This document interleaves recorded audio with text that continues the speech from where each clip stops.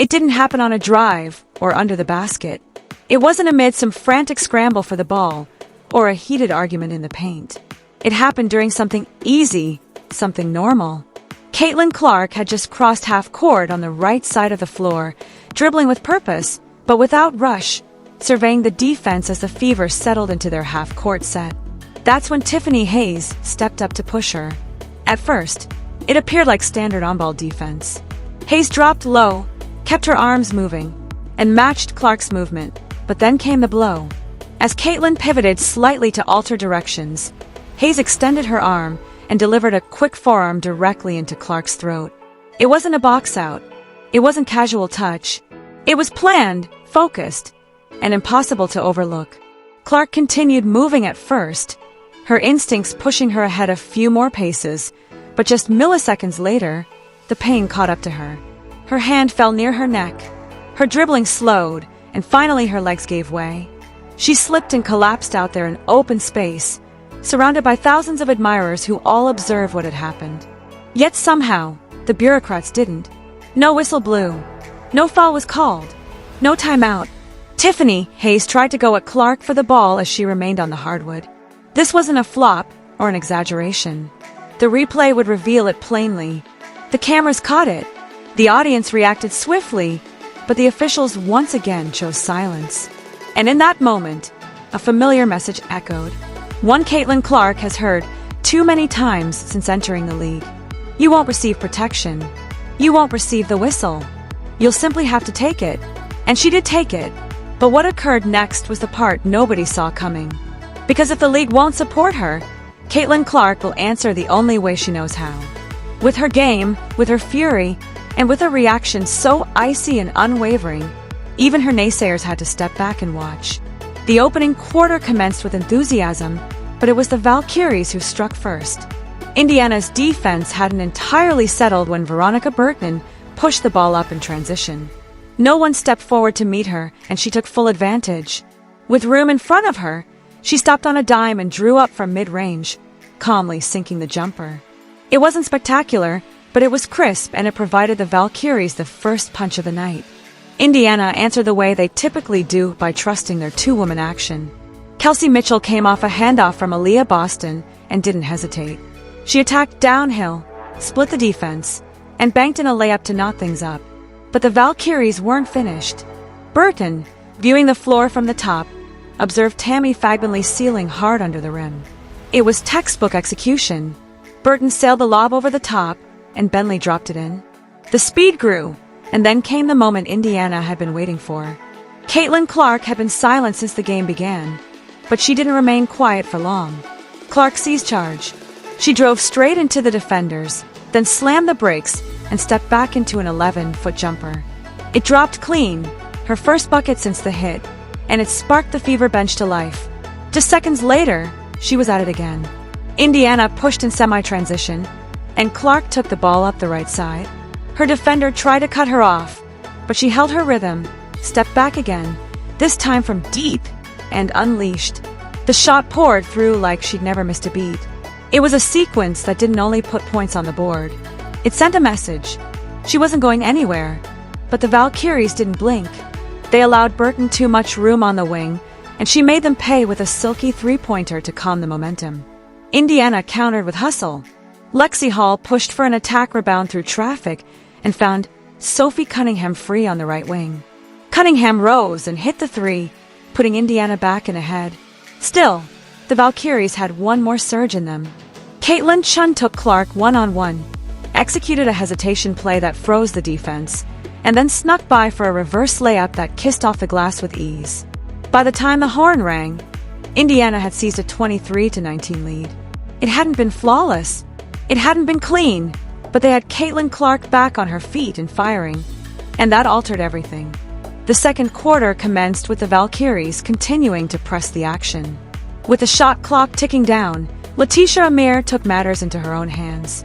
She isolated at the top, measured up her opponent, then utilized a tight crossover to move right before bursting into the hoop.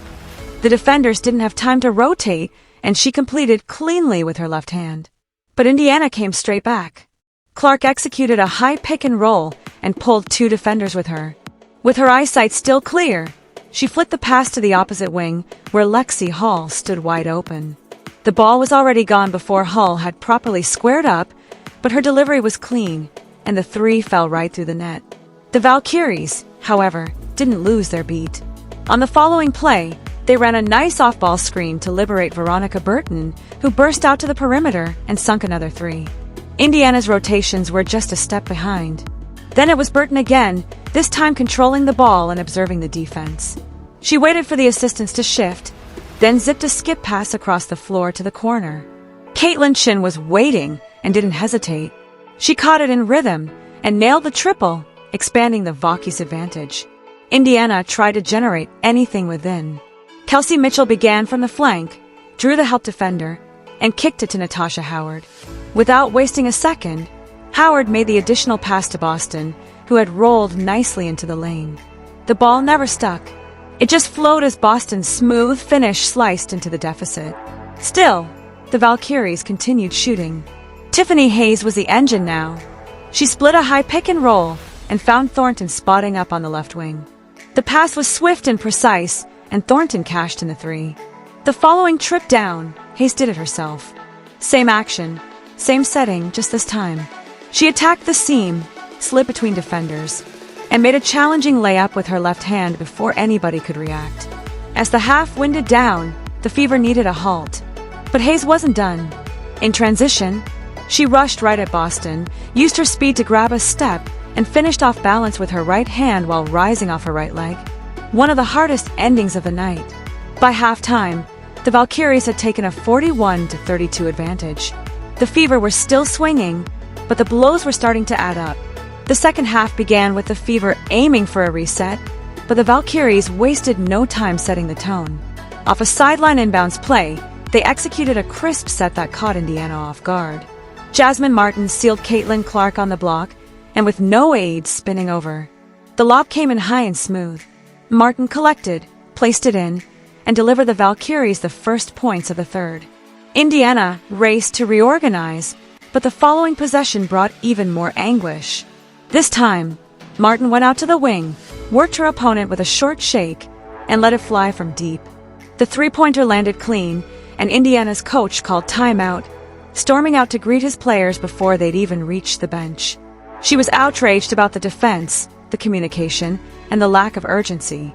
Out of the timeout, the Fever eventually hit again. Kelsey Mitchell took matters into her own hands, as the Valkyries made the mistake of sitting in drop coverage. Mitchell needed no invitation. She drew up right behind the arc and fired a three without hesitation, attacking the soft coverage the instant she noticed it. But the Valkyries countered with their ball movement. Hayes drove hard to the lane and kicked it out to Kayla Thornton on the right wing, who stepped into a rhythm jumper and sank it. Indiana came straight back. Clark drove the tempo in semi-transition, crossed half-court, and rose for one of her famous long-range threes. It wasn't hurried, it was confident. The ball arced high and sank through the net like she'd been waiting for that shot all game. Then came a surprise. Aaliyah Timpson, who seldom plays lengthy minutes, took on her defender in isolation, drove right, absorbed contact, and floated in a rough runner off the glass. It was a brave take, and it landed. Moments later, Clark worked a pick and roll with Dantas. Instead of rolling all the way to the basket, Dantas stopped short, received the pocket pass, and calmly hit the short shot to keep Indiana within striking range. But every time the Fever chipped away, the Valkyries had a solution, and most of them came from Veronica Burton. With little over 2 minutes left in the quarter, the defenders ran under a screen, challenging her to fire. She didn't hesitate and made them pay with a clean three. Then, as the time went down, they completed another flawless drive and kick possession, followed by an additional pass to the corner. Burton was waiting there again, feet ready, and let it fly. Same outcome, another three, another dagger. By the end of the third quarter, the Valkyries had expanded their lead to 64-51.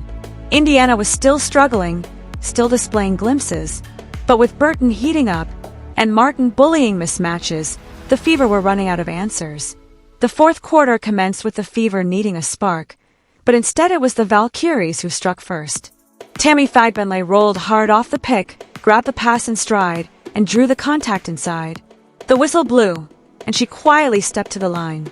Both free shots fell, adding to Indiana's displeasure and increasing the deficit even further. The Fevers sought to answer with pace. Caitlin Clark upped the tempo following a miss, racing down the floor in transition. She didn't wait for a set play, simply glided ahead, kept her dribble alive, and floated one high off the glass that kissed in gently. It was the type of move that reminded everyone just how quickly she can flip momentum. But she needed aid, and it wasn't always arriving. The Valkyries went immediately back to work. On a broken play, Kayla Thornton retrieved yet another offensive rebound.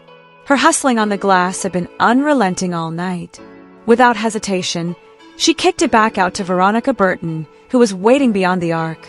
Burton raised, unleashed, and splashed another three as the Fevers' defense sagged just a step too far. A minute later, Bentley rolled again, but this time, instead of forcing a shot, she inspected and located Thornton camped in the corner. The ball traveled rapidly, and Thornton's release was smooth. Another three. Another dagger. Indiana could only watch. Still, they continued swinging. Lexi Hall came off a handoff from Boston, attacked her opponent with a solid first stride, then stepped through and finished at the rim with touch. It was a flash of control in a tumultuous quarter. But the Valkyries weren't slowing down. Burton was doubled on the wing, but she was patient and kept her dribble alive, then found Thornton open once more in the other corner. The pass was precise, the release smooth. And even though the ball rebounded off the front rim, it touched the back iron and fell in. That was the third triple of the quarter for Thornton alone, and the lead had swelled to near insurmountable. But one of the few bright spots for Indiana arrived late, and her name was Aaliyah Timpson. With about 2 minutes to go, she moved her defender deep into the paint, flipped hard over her left shoulder, and put in a lefty hook. Then when McDonald broke the defense with a drive, she passed it off to Timpson again, this time for a right-handed hook that floated in clean. 10 points on the night. For someone who hardly gets minutes, it was a silver lining in an otherwise miserable game. But by the time the last buzzer rang, the result was no longer in dispute. The Valkyries closed it out 80-61. They were muscular, poised, and relentless. Indiana had moments. Clark had flashes. Timpson gave them a lift, but the hit in the throat, the missed whistles, the open threes, they all added up to a lengthy uphill journey that never straightened out. And as the cameras concentrated on the handshake line, Caitlin Clark went off the floor discreetly. No complaints, no theatrics.